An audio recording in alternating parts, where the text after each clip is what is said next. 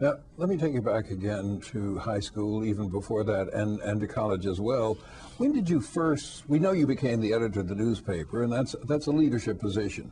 But before that, how were you exhibiting, if at all, these leadership capabilities, which clearly you had? I think I always did. And I wasn't always aware of it, but I remember when, since we all went to the same high school, you sort of had these friends that you made from the neighborhood, and they were your friends forever. And I remember one of the students who had started kindergarten with me, when we were in like third or fourth grade, there was something that required us in that class, we were in the same class, to get into groups. And her name was Mary Louise Bird. And she said, I'm getting in the group with Yvonne because Yvonne walks like she's hearing music in her head.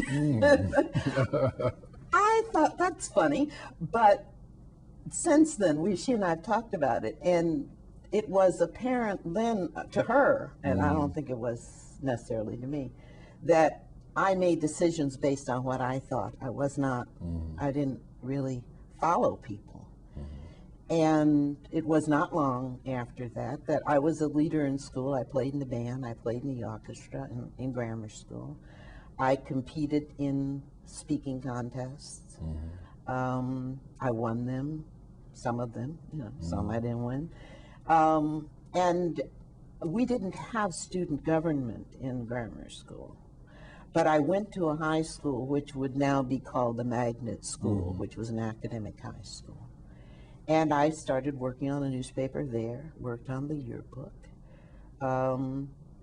was president of a couple of clubs. And the High Y, what attracted you to that? The High Y? Yeah.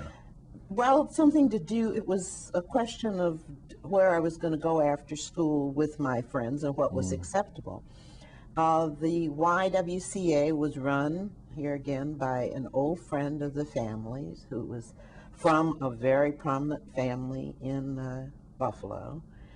He was a social worker, and his brother was a mortician. So my father was a mortician, and so they knew one another.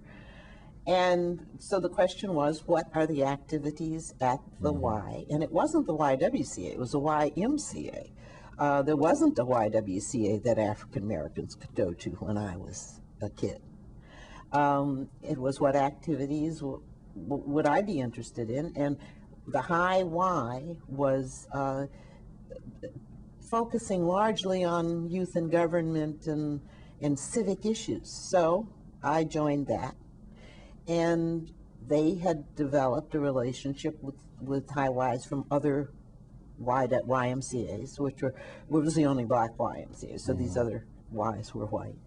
And it then became a very positive learning experience, and then I went to Albany in youth and government and the stuff that I told you about that experience. So it was reinforced and rewarding, and was still giving me, I think I was president of the High Y now that I think about it, giving me the opportunity to make things better, to change things.